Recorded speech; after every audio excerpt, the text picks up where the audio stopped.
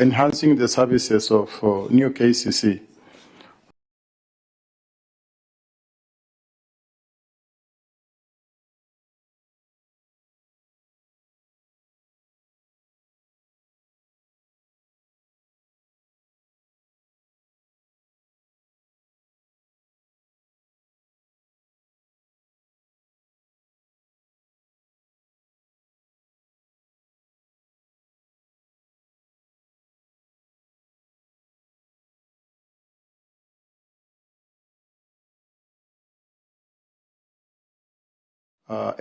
Enhancing the services of new KCC.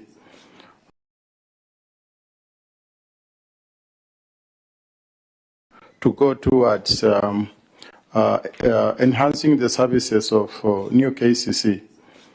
And she gave out a case where in some contracts with donors, the contract period has expired, and yet funds have not been consumed. And that is raising a lot of concern. Even in the last year's presentation, that came out. I don't know what you are doing so that we rectify this thing of donor consumption, consumption of donor funds, so that we have the confidence of donors and work with them more effectively and efficiently in future. From what my senior Makali Mulwa has presented, there was a lot of concern here from the Kenya Association of Manufacturers, constraining them completely out of business. I don't know whether you have had a meeting with the Association of Manufacturers in order to ensure that we do not kill the manufacturing sector. It is a source of wealth creation, source of employment, and source of income for Kenya. So that even as we impose tax, those tax must be favorable and ensure that they also succeed in their services. Thank you, Chair. Thank you very much. Let me go to Honorable John Jogona Wajiko. Thank you, Chair. I think I have a couple of questions, but my first question goes to the PS on the issue of the finance bill. What is your take? Because we really had a serious argument in the National Assembly as far as the finance bill is concerned. It has also been used politically by our opponent that we passed the finance bill. Do you think there is, do you think there was what you call, like the country we are heading the right direction in terms of making sure that we are able to increase our revenue correction, and yet, according to your documentation, it still seems that we are not able to meet the target, even if we took the country towards that direction? That's my number one question. So do you, from where you stand, do you think we need to go lower on our taxes, or there is a way that you can be able to work around and make sure probably we lower the taxations and probably increase the bracket in terms of people who are able to pay the taxes? The question number two was on the capitation. We have had our, and Mukami has mentioned it, the issue of our secondary school. If you follow with our principals from our day school, they'll always tell you that even the last year, they were not able to receive the whole amount in terms of the capitation that is allocated to them per school. So what is the ministry doing to make sure that we are able, and these also help them because of the number of students they have. They're able to plan ahead in terms of how much they are going to receive per annual yearly to their school, and maybe probably they go to an excess of even getting themselves into debt, which has become an issue in terms of learning the schools. So are you planning to do anything to make sure every time, every annual, every end of the year, that they're able to receive their fully allocation, so that at least they can be able to organize, the education in their schools? The last one was on the issue, the second last is Kenya shillings against USD. We have seen a downfall in terms of the last maybe 1 month or so. What is the Treasury doing to make sure we continue gaining as a country in terms of Kenya shillings and US dollar? Because it is actually affecting a lot of our imports, a lot of our business people. They're really complaining in terms of how much we are spending, sending out of the country. That is the exchange rate. So what is the ministry doing to make sure that we continue gaining the US dollar? Last, there was the schedule, the Annex 12. There is somewhere you have written, that is what I'm trying to get. There is what you have written, that there is the stall project for June 2022. Doesn't mean that there is no allocation for funds for this particular year, that is June from 2023-2024, for the stall projects. Thank you. Thank you very much. Let me go to Honorable Bernard Shinari. Thank you, Chair. I have very few concerns. Mr. Pierce. I've looked at your list of ongoing projects. What I would like maybe you to clarify is that when you have a project of ESP market, which is dated 2013, looking at the value of it, and for your information, the chair infrastructure committee was here, and he told us those markets are no longer viable, but you have budgeted for them. We have several small projects like boreholes and so on, which have been done. They have been sunk, but there's just equipping. So this list of yours might not be exhaustive. How do we group such a projects which have been there for several years, small monies, but they are not being completed? Public are not benefiting because government money has been put in, but now the remaining bit is a simple job of just equipping, but we are not able to access. Number two is a follow-up on what Makali has raised. KAMU are here, and they are concerned on the issue of tax administration, in that you have several taxes which are spread maybe all over through the months. This date you are submitting this, save for payee, NHIF, and which are known the date. Can these taxes be collected maybe in one day, so that it gives the companies ample time to plan for their cash flows and general administration of their accounting, instead of every week or so this tax is required, and it's like it is cumbersome for the companies to run. Lastly, I served in last parliament. I was in sports committee, and part of these projects that have been listed for privatizations fell under that committee. Honorable Ruth has raised the matter of this hotel in Kisumu. I wish also to raise the matter on Kakamega Golf Hotel. When we went round, we found that it's only the hotel which was afloat. They could meet all the applications, and they were submitting some money to government. Up to now, it's always full capacity and it's making profits, but it's listed for privatization. Why? Thank you. Thank you very much.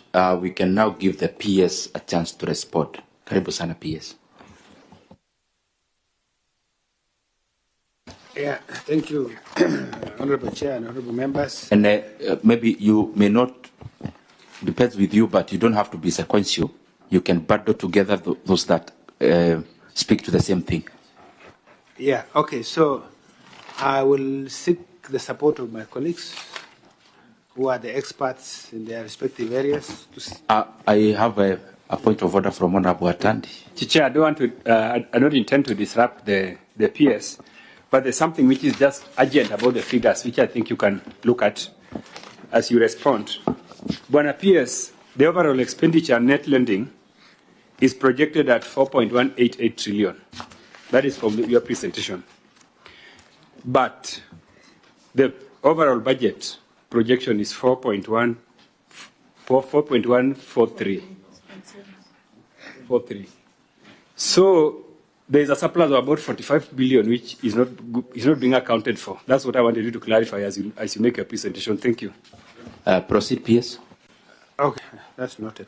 The difference is 45 billion, not 35. Yeah. We'll come back to it. Okay, so this issue of privatization, I'll just make general statements, but I'll give the gentleman in charge of this to take us through. I think from the communication that came out, it appeared only that 11 were being targeted, and the story around privatization is what seemed to have caught many Kenyans asking, why are we privatizing? But the point is that we are doing state-owned enterprises reform program. And in this reform program, we are looking at every entity, those that are making profits like Kenya Pipeline, KPA. We need to sweat those assets and make sure that we have dividends more than what we are getting. So there is a lot that we are focusing, and you'll be hearing more about getting more from our existing companies that are supposed to be doing well, where they reinvest, we're doing projects which probably are not necessary. We need to give them targets on how much they should give to fund the exchequer. So those who are doing well need to do more through dividend policy. I think there is an ownership policy that we have already indicated. Number two is that there are those, most of the regulators. Most regulators should not be coming to the budget. You saw the amount of transfers that is going from national government to the SAGAs. Those, we are working around ensuring that they are able to be independent on their own. And that exercise is also going on. We are almost done to make sure that if they are generating money, they should be able to generate even more to give to national government. Then there are those that are not doing well. And you have done you've seen the financial evaluation we are doing to do some restructuring. There are those that are duplicating roles, which I think for a while we've been talking about mergers and all that. This time around, we need to make sure we do them. If there is merger, we have to merge them. If not, we wind them up because they don't need to exist. Just drawing exchequer, funding for no reason. And so all these are listed together, and I want the State Department responsible, I think I'll give Sige, to just take through this and probably all the issues that have been raised around privatization and enterprise reform. Thank you, Honorable Chairman. Thank you, PS. So your question, Chairman, and in many ways actually is music to our ears, is that why the 9 are not a complete overhaul. Why not more than 9? And you have cited specific examples in the hospitality industry. What are we still doing with Mombasa Beach Hotel, in the banking industry? Why are we still keeping the GOEs in the banking industry? So as PS has mentioned, Chairman, is that the 9 that were selected are really meant to go into the next 5-year privatization program, or actually there should be 11.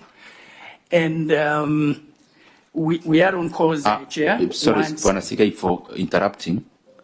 I would request the ones who are addressing, we could find a way our brothers from the media are requesting some positioning where even the person who is next, we give them a chair at that around that area. So whoever is called upon by the PS, you can also alternate on that seat.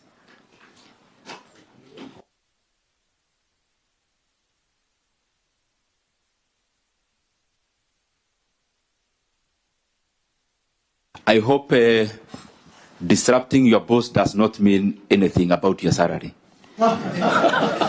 From where he was seated. Thank you, Chairman. I hope so too.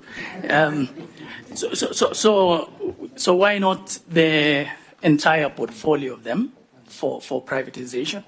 And we just want to say at this point, Chairman, that those that were selected to go into the next 5-year privatization program were selected based on criteria, one of which is how many of those are in a mature industry where the private sector is quite active and it's a competitive industry. How many of them have served the very original mandate for which they were established. Some of them were established soon after independence when there was no private sector that was that developed at the time, and government assumed the role of actively participating in commercial activities, in a commercial business environment, Chairman. So as we are all aware, is that the 9 or 11 that were meant to be taken through public participation for the time being have been held in abeyance because of a court process that is ongoing. But want to say that, be that as it may, is that the 9 also took into account the likelihood of successfully completing the privatization, taking into account the capacity of the capital markets or of the market in general to absorb this. If the market is sufficiently deep and is able to absorb the number that we propose to bring to the market, then the privatization program could still be revised. The legal framework, the Privatization Act 2023, has got sufficient flexibility for that to happen.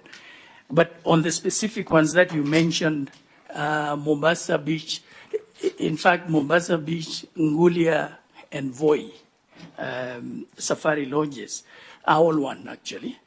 They are sister companies under the Kenya Safari Lodges and Hotels.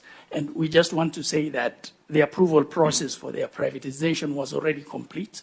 And maybe that's why it's not appeared amongst those that we had proposed for privatization before, the legal matters came up, or probably someone,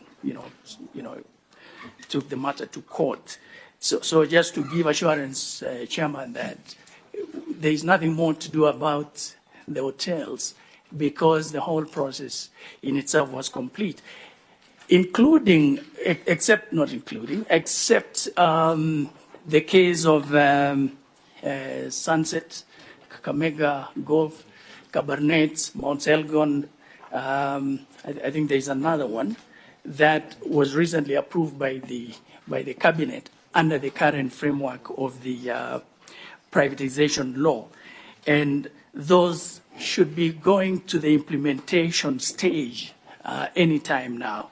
And maybe it's, at this point I could combine with what I think, if I perceived it wrong, then apologies. Honorable Ruth, Madam, about why first of all, privatize Sunset. What is the rationale?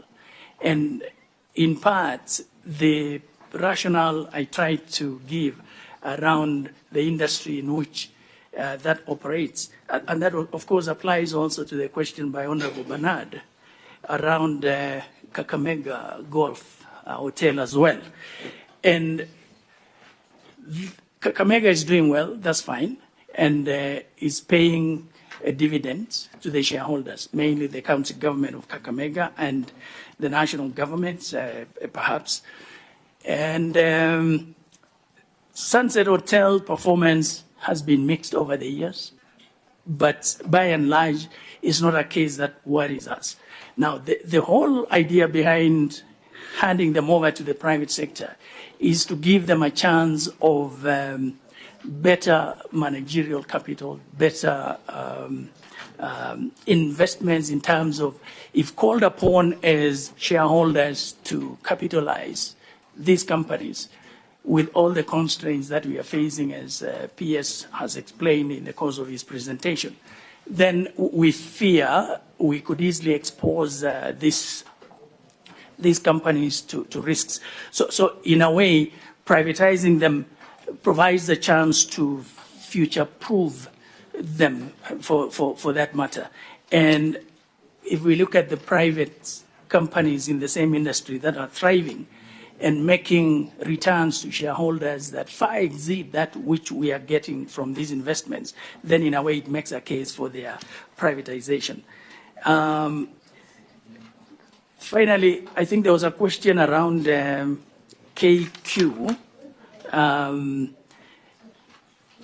Honorable Ruth, what I would request, if you permit, we can note the salient issues. Okay. Please go ahead. I just wanted to find out that why would you not want to lease, the government lease, instead of fully privatizing? I think that would be a policy question that would need to go through the entire process as well.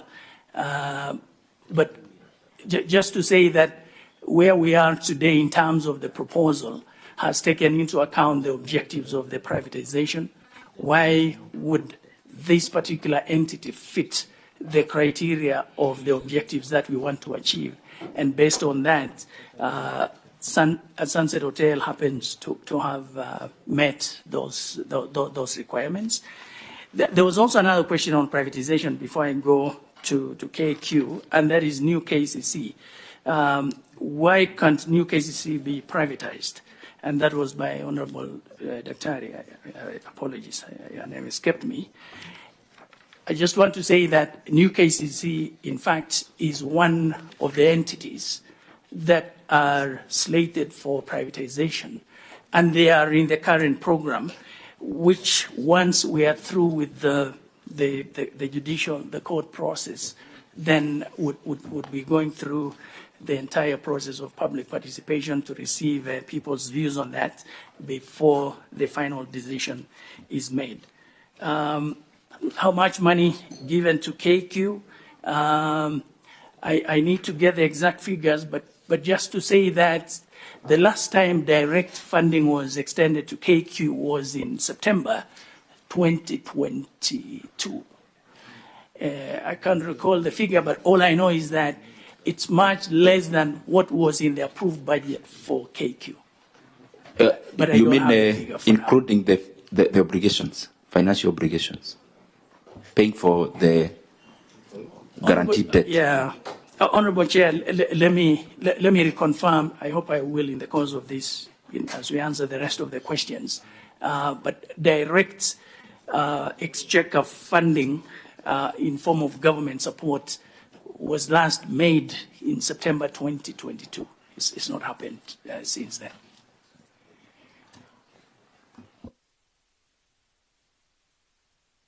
Okay. So I think those are the answers. But just to let you know that we have 288 sagas, which are now under the review within the criteria that I read out earlier, and we will present to you the outcome of that work in due course. Now, there's a question you asked, Chairman, about KQ, and I think I don't have the right now. All I know is that we have paid 12.3 billion in the fiscal year 12.3 billion in this fiscal year, and 22-23, sorry, and we have novated already. We have taken over the loan, the guarantee, and I think I need to check. I know the loan was $750 million, but what we have novated could be around 500. We can also give you the right figures. I think the team is trying to get the correct figures now. You also raised an issue around county constituency offices. I think this is something we can commit to settle even this week or next week to make sure we fund the constituencies. I think it affects both the Senate and also the National Assembly. Okay, so Honorable Sami, I think this issue of revenue performance has come out many times. And one thing we need to recognize is that what we recorded, what we have indicated as performance up to January is a reflection of growth of 14.4%. It's very good, impressive growth. So it's not like KRA is doing poorly. It's just that against the target set, the performance is low by 195 billion. Now, in this 195 billion, we have exchequer request of 294 billion. So if we had paid that amount, KRA would collect a significant amount of the same. So part of the low collection is also because of the fact that we have not released. Because liquidity works out in such a way that when you pay, KRA is able to collect. So part of that is also stuck in the fact that we have not released money. But I want to tell you that in the month of February was very good for us. It was magic, actually, in many ways, because we settled the Eurobond, and the Eurobond seemed to have been the problem around sentiments, keeping our market and our foreign exchange market misaligned completely. And once we settled, and you saw the confidence that was built, because the amount that we got, we were looking for $1.5 billion. We got 6.5 billion subscription. That's 412%. And we could only take 1.5. And you saw the impact that had on the shilling. The shilling we have gained by 20 shillings. And I'll be coming back to the question around where the exchange rate should be, although the governor, central bank, is most competent to deal with it than myself.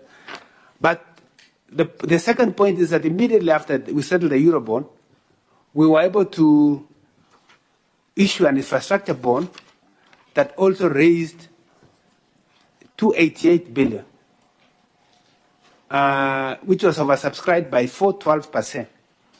And we were able to take 240 billion, as we reported to your committee, Honorable Makali. The target that we have in the revised the budget, the budget deficit that is for this financial year is 5.5% of GDP. So out of that, we have 851 billion that comprises 471 billion net domestic borrowing. So our 471, we have been able to now take the target, that target as a component, as a substantial amount. I think we have now taken about 371. So we have only a balance of 100 billion. That amount that we have gotten additional is what we have used to pay in this month of February. And I'm happy to report that we have been able to, I think Ndungu will give the details, but we have been able to pay about, I remember we reported we had 294 billion exchequer. As at the end of February 29th, our exchequer was 201. So we have settled 94 billion. And that, a significant amount of that was to the counties, to you, the CDF, 10 billion. We gave 42 billion as development expenditure. Somebody asked a question around development. We have paid 42 billion, and we can give you the breakdown of that if you are interested. And a recurrent of around 18 billion.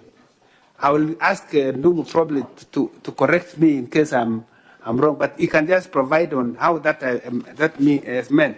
But that tells us so far, because the figure I see is that because of February performance, tax revenue, we are now at 55% of our target. And let me not add more, let me just give Ndungu.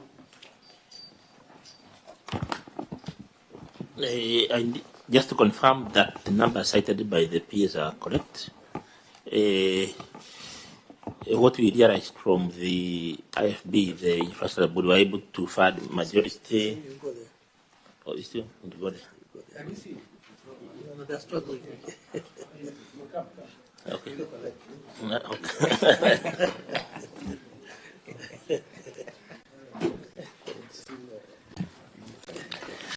Yes, we were able to really do a lot of disbursements in February, and as the PS said, these disbursements are going to yield taxes, and therefore this month we expect some significant collections. We are very much behind with the pensions, and we were able to deal with that. As you said, in development, 42 billion, some urgent issues in the current, 18 billion, CDF and all that. In total, about 92 billion. So this money is now disbursed, and we expect that as the payments go through, then we shall have the yield back to taxes.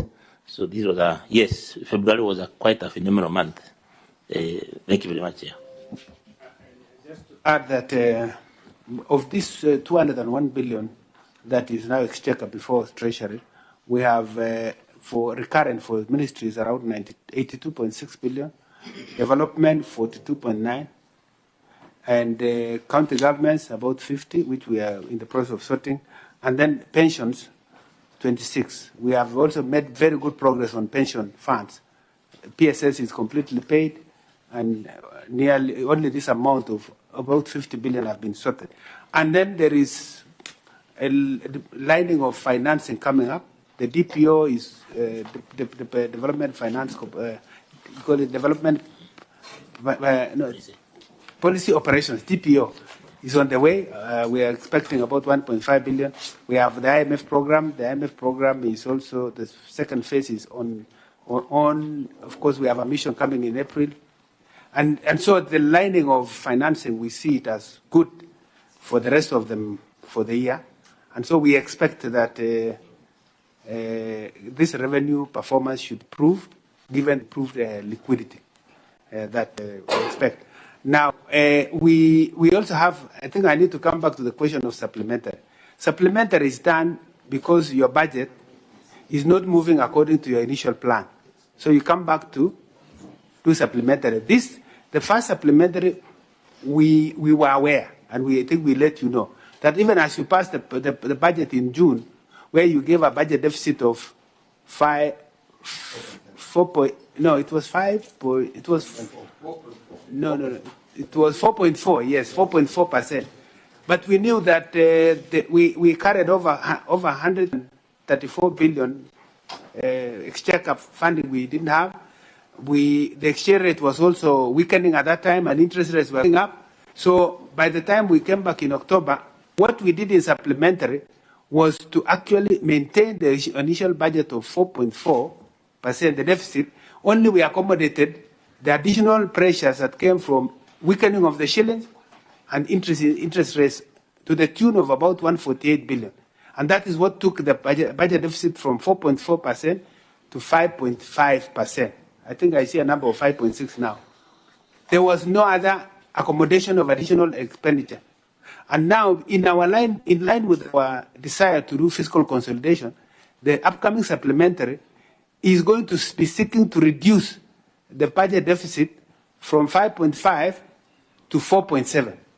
And that means about 100 billion reduction in expenditure, which we are looking at. And this is why we are doing a lot of exercises now to see how much can we get from this SOE reform program, state-owned enterprises. To what extent can we do that? And many other areas. We'll come back to you. And I think this BPS is recognizing also that we will move from what we'll have in supplementary 4.7% of GDP as budget deficit to 3.9. That's a further consolidation. And this is really difficult in the sense that you have seen the autonomous, I mean, most of the commitments, we pay debt and all that, so it's going to be a little bit tough. But since the revenues are not coming as we wanted, then you shrink the expenditure in order to fit into the fiscal consolidation path. If revenues were doing well, then we don't need to readjust. I think unless you have additional questions, maybe I can continue with the Honorable Tandi. Chair, what I wanted to tell the peers is giving us very good explanations. But on the question of the first supplementary, he knows very well that the first supplementary, the whole budget increased. It did not reduce. It increased, largely on account of increase in recurrent expenditure. But again, development expenditure was cut. So you cut development expenditure, you increase recurrent expenditure. So if you are saying that the supplementary estimates are responding to the needs to address the revenue challenges, then I don't think you are right. Because we would expect you to bring a supplementary budget that possibly cuts recurrent expenditure. But as you can see from that budget, the recurrent expenditure went up, especially for the executive, and development budget suffered. So why should we have recurrent supplementary budgets that suffers development? But I think we need to look at those numbers. Perhaps I will ask the technical team to read out, because what you are saying is, yes, we did the readjustment, but we wanted to keep the budget deficit as originally approved by Parliament in June. What we only did was to accommodate additional expenditure as a result of weakening of the shilling given our external debt. So we only accommodated the additional expenditure that came for reasons we could not contain.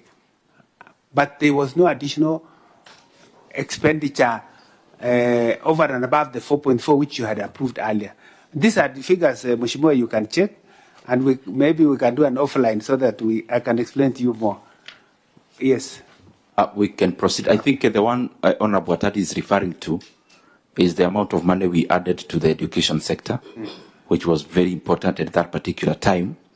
But what we did is to claw back on some development so that we accommodate the recurrent expenditure, which is not the recurrent that we usually define. Many times we say recurrent, we think it's conferencing. This was recurrent specifically to education. And maybe that's the reason why I've been telling you, PS, possibly our investment in education, we should change it now from recurrent to development, because it's an investment, because it keeps on blurring the eyes that this is Madazi and travel, yet it is an investment to the education sector.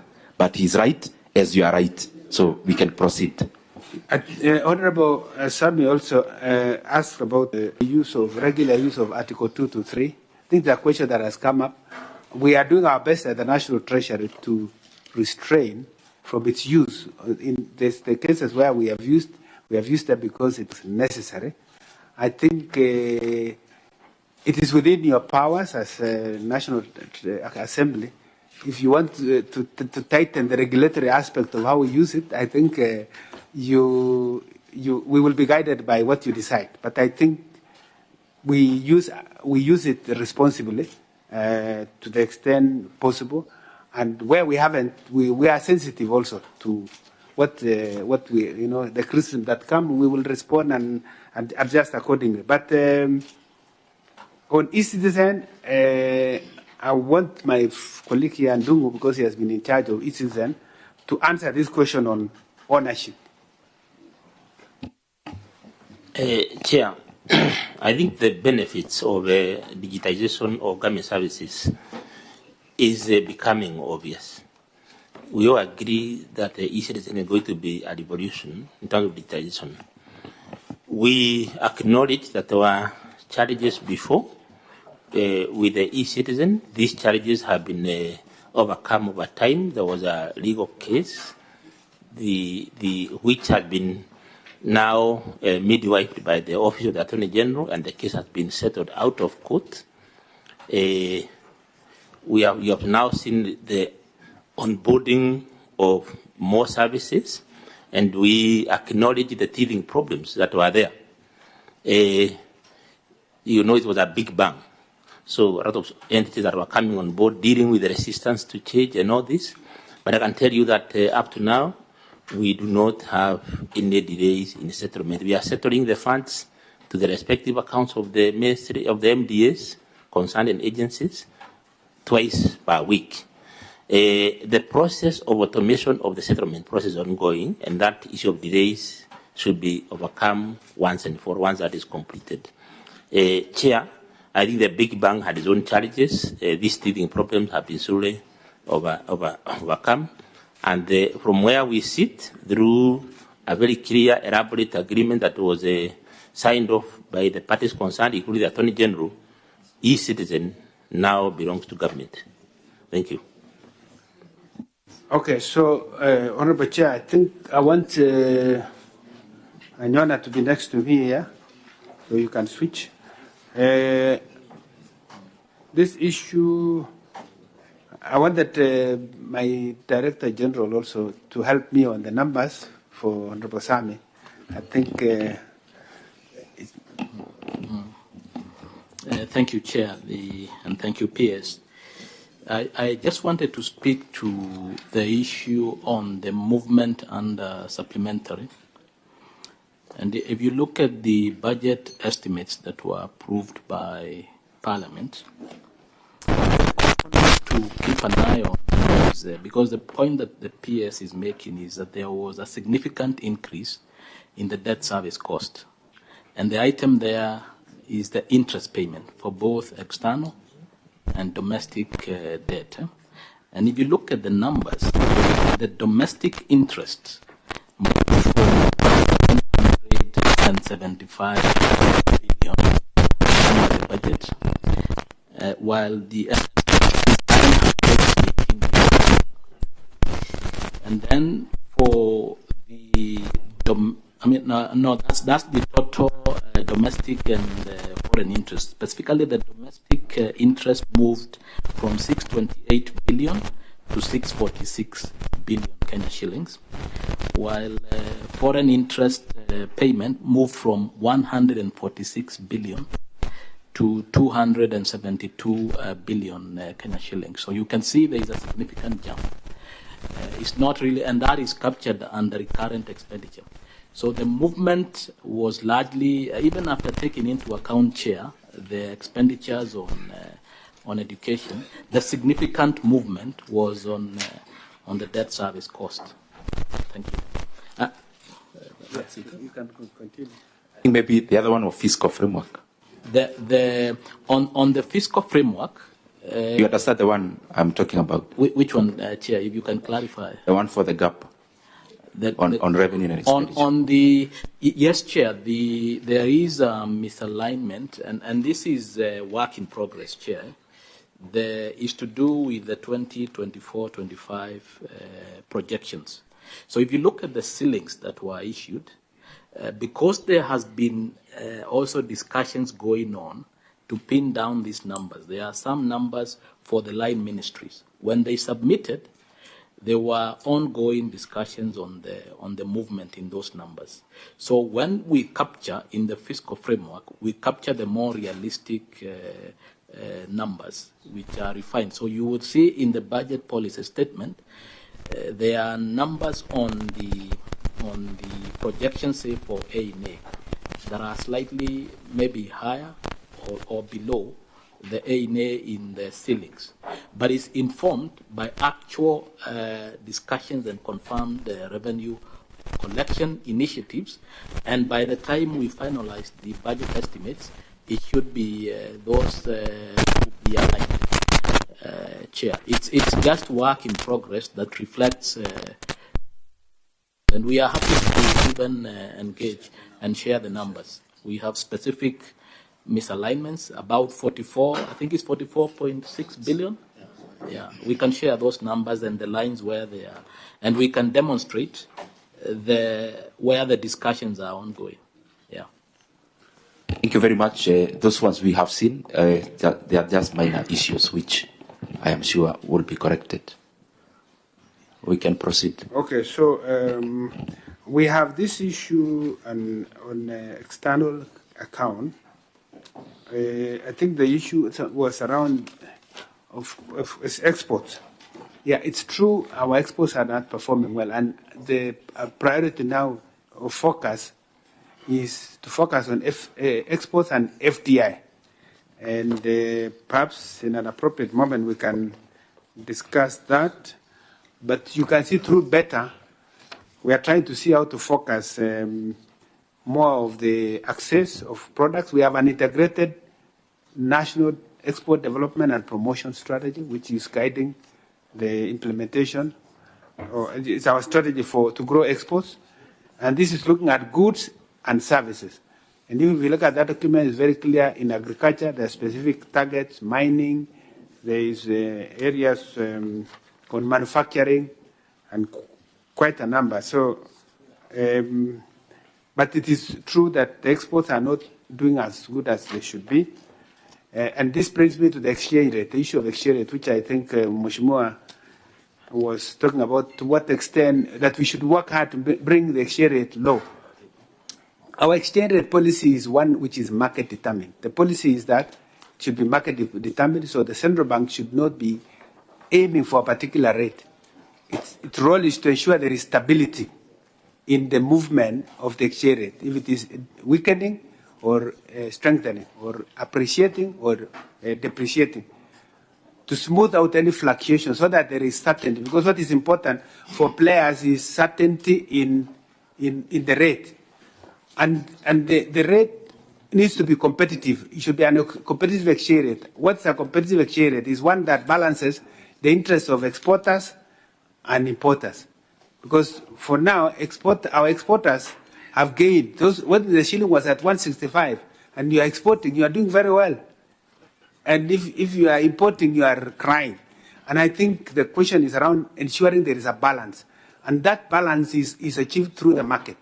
And so where you see is a correction of the fundamentals of the forces of supply and demand. And so where it is now, I think probably when you have the governor, he is better placed than myself to explain what he's doing to manage the exchange rate. I want to give to Anyona to explain some of the questions on, especially this funding on education, and the other questions that have come up that are relevant. Okay. For Anyona, let's hear Honorable Babu Owino. Bona PS, you've talked about the central bank rates in relationship to the exports that we are having. Then how then do we manage to boost our exports if the local production, which majorly depends on the loans that we get from the commercial banks, and those loans now you see the way the rates are so high. So therefore we are indirectly or directly killing the production in our country. And now what we are talking about, the exports that we want to bank on, we can't achieve it because of the high rates, the central bank rates. And you're saying that we let the market just determine the rates. I think it's true. Monetary policy has been tightened, and it has been tightened to respond to the circumstances that we were in. Inflation was high, and it was high for external reasons, which we have explained. The Ukraine war and the Russia war, which led to increase in commodity prices. And every central bank around the world, it's not just us, including the US, have had to tighten their monetary policy. And interest rate regime is quite high, even in the US and others. Our own central bank had to tighten monetary policy also because of high inflation. So we have now contained inflation. It's now 6.3. It's coming down, the rates are good, so at least things are going to be better. And with the stability that we see in the exchange rate, and we see that central bank is not likely to stay in that for a while. I think it's monetary policy, which is independent, will review the information available and will make adjustments as and when necessary. So when I was speaking about exchange rate, competitive exchange rate, which is different from interest rate. Yes, and I thought we have understood me on that front. There's a problem with the. Why don't you think that if we stop defending the exchange rate, we stop actually defending it, and we just let it just flow to an extent where the dollar even hits 250 shillings? Then in such a situation, two things will happen. Number one thing that will happen is that our debt will balloon. Just listen, Mheshimiwa, this is serious economics. Yeah, and you will get to know about it here.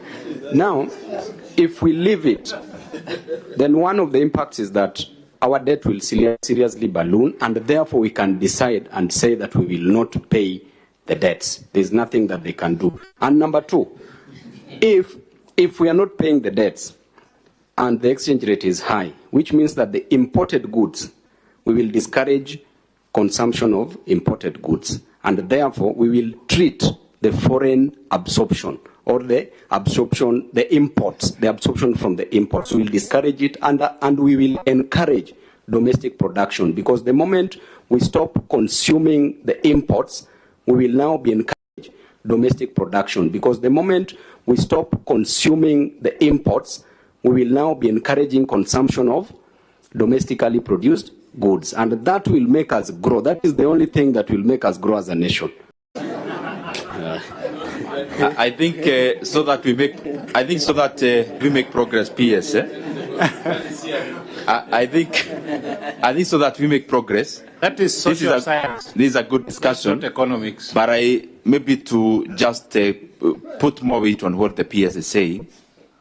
You know, when Kenya operates in a global setup, it's just one of the over 200 countries which are interconnected in all ways. And therefore, when the world is contracting in terms of having contractionary measures, then Kenya cannot isolate itself to have expansionary measures, because then it may not have the desired results, because the borders are not closed. The borders are open. Has been on the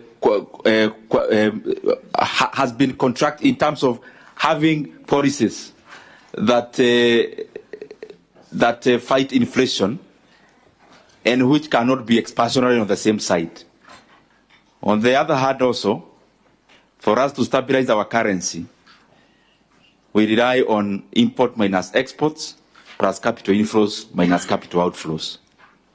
And having an interest rate that is too low comparative to other world interest rates then encourages capital outflows or net decrease in net capital inflows.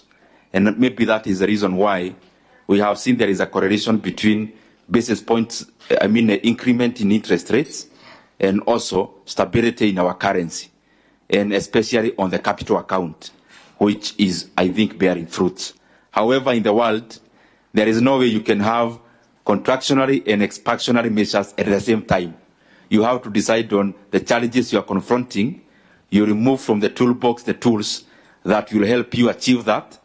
But I have never seen where you are having stimulus on one side, and on the other side you are pulling up the tools to contain inflation, because they cannot work alongside each other.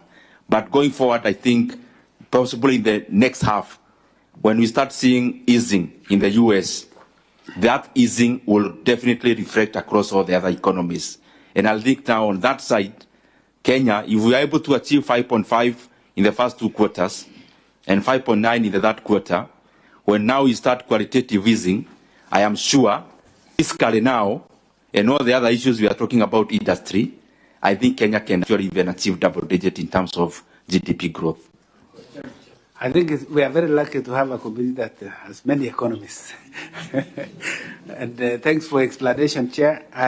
If I can just answer to Honorable Babu Ocheng. Owino, sorry. Babu Owino. Yes, you are misrepresenting. Sorry, now. Before you respond, let me, so that you respond together, Honorable John Paul and slightly Honorable Samatandi. Thank you, Chairman. I'm on the same, on the manufacturing. Chairman, on Friday, we end Association of Manufacturers, and they lamented here that the manufacturing is cost of production is very high due to the taxes imposed. I wanted to know, because we want to achieve both export and even creation of jobs. What are you doing to minimize that tax so that at least we can achieve that? Okay. So thank you, Chair. Chair, just to summarize, in the presentation there's a list of 300 stalled projects under irrigation. Buena PS, don't you think this is the reason we are having food shortages? If we have 300 projects stalled across the country under irrigation, that is one. And what are you doing?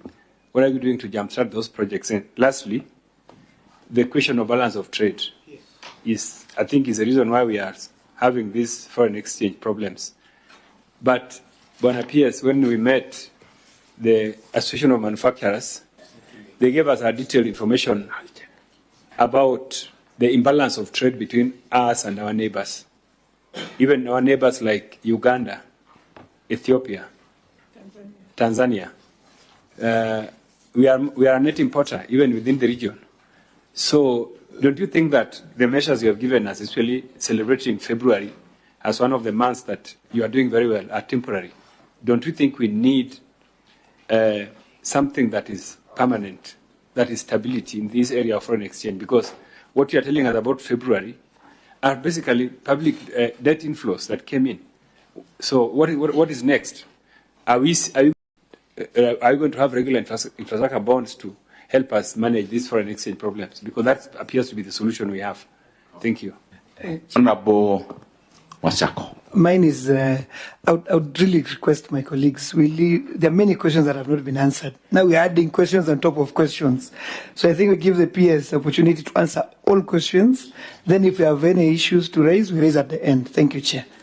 I concur with you, Honorable Washako. I concur. So we have adopted that as a resolution. So no interruption until the PS is done. So I was going to questions raised by Dr. Babu Owino, and just to agree with him that we will work hard to give you the documents early enough so that you can share with the members in good time. Maybe that will reduce the need for us to read. And he asked about development money. I just want to report that we have paid 42 billion just last week, the 42 billion, and we have, I think I read out what is remaining as exchequer, but we have paid 42 billion, which is a significant amount. What is remaining is another 42.9, which we are planning to pay, and we're going to endeavor to make sure we settle all exchequer before end of the year. You also spoke about Rivertex, and we have listed Rivertex to be privatized because the work Rivertex is doing can best be done by private sector. And to the extent possible, we are placed to create jobs. We have now almost 1 million jobs created in government. And the scope for further absorption in public sector is not there, because we need to settle issues of wage bill and all that. Private sector is where we need to grow and get the jobs. And this is why we need to make sure we provide the environment necessary for private sector to work. So to the extent possible, if this Rivertex can get in a private sector to drive it, perhaps it can do better than the government. And I have seen, even as recently, Rivertex team coming to Treasury asking for exchequer to support. We want a company like this that is supposed to be making profits, to make profit and give us money, but not for us to be giving and pumping money into an otherwise commercial entity. This is what we want to do for the rest of the entities, so that we remove a reliance on the exchequer. And just to tell you also that that route you want us to go, where we don't pay our debts, is not the best. Dawa ya deni ni kulipa. No, we don't want to be like Ghana and Ethiopia and the rest, because by the way, when you get in that situation, it's anarchy, and it is not good for them. So I can assure you, as all of us, we honor the obligations that are due, and we don't ask who took the loan. You know, it is our loan; it's a sovereign loan. So we have to pay as and when it falls. And this is why I'm pleading with all of you to support the fiscal consolidation exercise. This issue of tax is sometimes, when I was in a forum where a lot of the leadership was asking, we want this road, we want this water, we want this project. And I did not hear the conversation around how we raise the revenues. So let's always match expenditure with revenues. And so this issue of tax, we are not saying we need to tax more Kenyans, to raise higher taxes. What we need is to reach to Kenyans who are eligible to pay tax to be able to pay. And that is now tax expansion and ensuring compliance. Of course, there are many Kenyans. I think almost 40% of the Kenyan population may not be in the tax bracket, the income bracket that can be taxed. And of course, you can't do much because that on programs and projects to uplift them to levels of income that are high enough for them to be taxed. But those who are able to pay taxes should be able to pay taxes. And we are trying to reach them out. Those in the especially cash economy, there's a lot of money. There are sectors which are difficult to tax, and we want to push them. That's why I want to draw your attention to our national tax policy, which has pointed out clearly that we want to be reviewing our tax laws every 5 years to bring in certainty. And then we have a medium-term revenue strategy that really clearly states what we want to do to raise more revenue. And then all that comes to the finance bill, and it comes to you. And I think so we are in this together.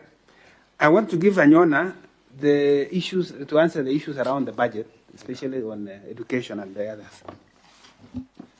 Thank you, PS. First, I will start by trying to add more information to that difference that was cited. We do a medium-term expenditure framework, which is essentially top-down. Top meaning the ceiling is set at the top. That is the national, that is the fiscal framework. And then from the bottom, expenditures are derived. Now, if you look at the ministerial ceiling, expenditure ceilings, which exclude net lending in the fiscal framework, they amount to 2.556 trillion. Now, when you look at the expenditures that have been captured, they amount to 2.511.4 trillion, essentially a difference of 40. Now, the difference of this 44.6 is largely appropriation in aid, A. In the fiscal framework, we have projected, like the PS said, a higher figure.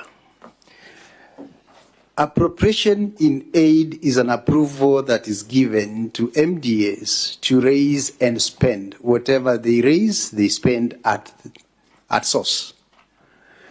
Now, here you have a situation where the difference between the projection in the fiscal framework is about 486.9. All right, what we have is 442 point almost 5.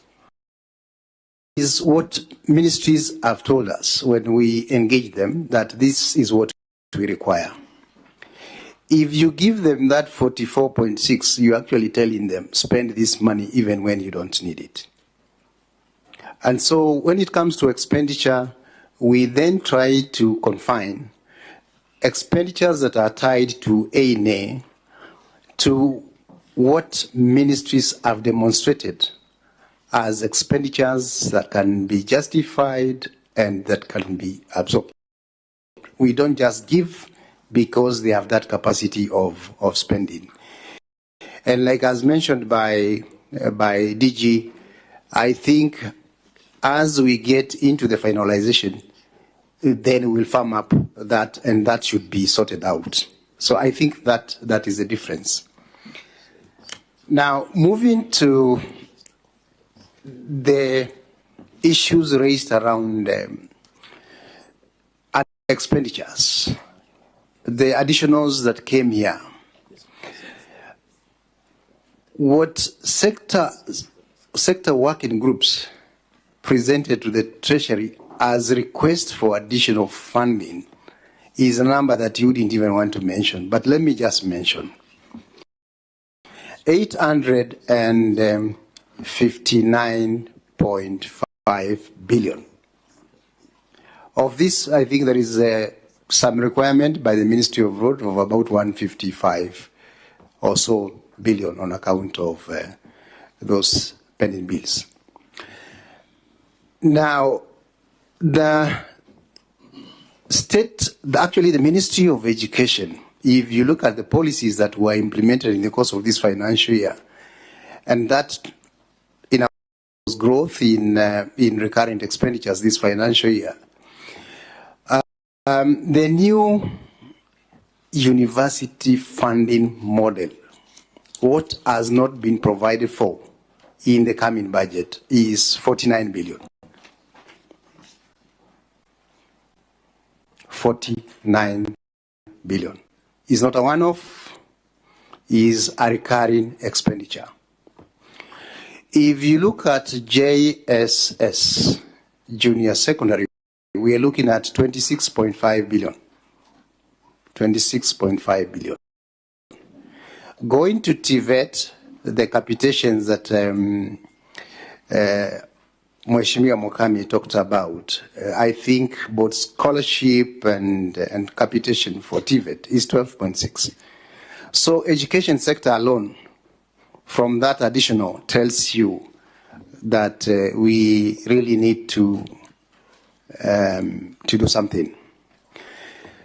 Now, as to with it is we are talking of fiscal consolidation, which means the resource envelope is locked.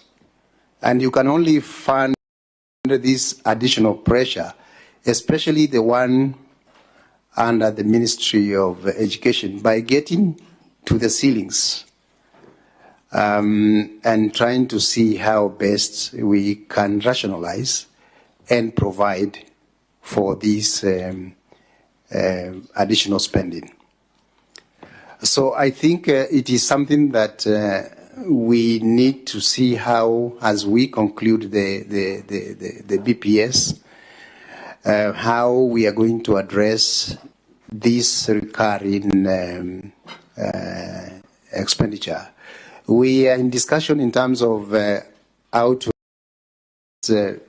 It is clear then we should be approaching maybe this committee before we conclude in how to deal with this issue, and indeed many others in other sectors.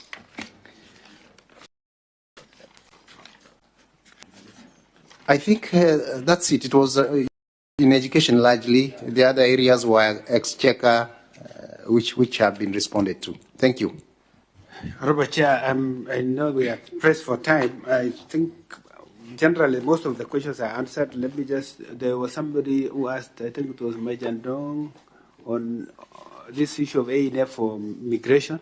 Just to confirm that we have been in discussion with the PS responsible for immigration.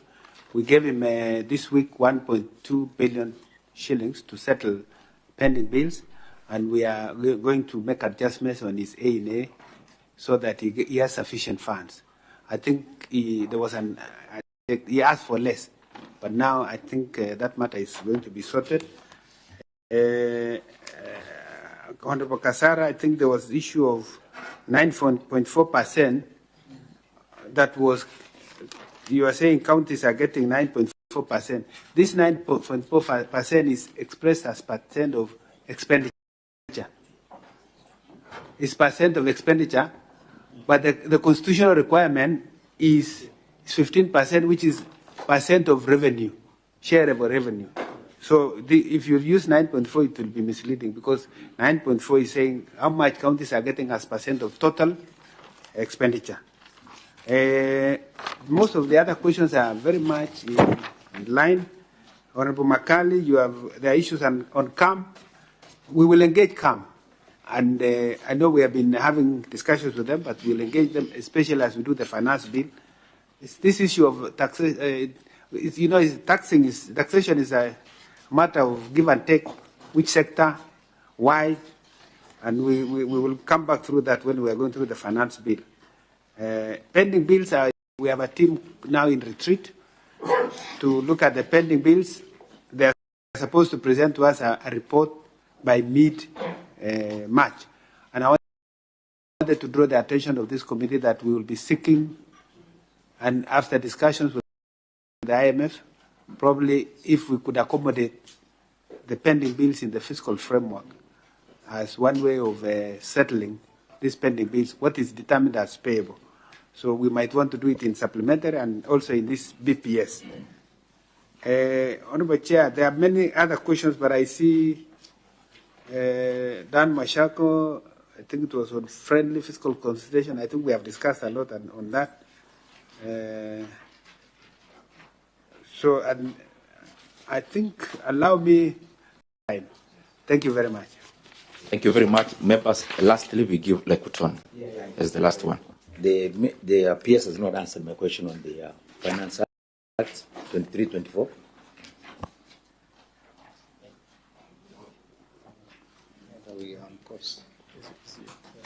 Oh yeah, you asked about our projections under that finance bill was 214 billion. It's indicated in the report, 214 billion, but we have managed to do 98 billion. And as for results I have indicated, this remaining time is still good time. We can have a good finish. But you had only 94 out of the 214 for 6 months. So you'll be able to do the rest in... Yeah, because some of this could be by way of, as I've told you, their money is locked up in exchequer. Then see this money is coming back. And we expect KRA to, for instance, collect 30% of the 200B. That's good money, almost 60 billion, yeah. Okay. Oh, this question on agriculture, can you answer that question? On e-tips, that taxing of farmers, I hope there's no misunderstanding that, taxation is supposed to be equitable. Everyone has to pay. So I just maybe explain why this is an issue. I thought, and you are the ones who approved it in the Finance Act. so I don't know why you're asking us.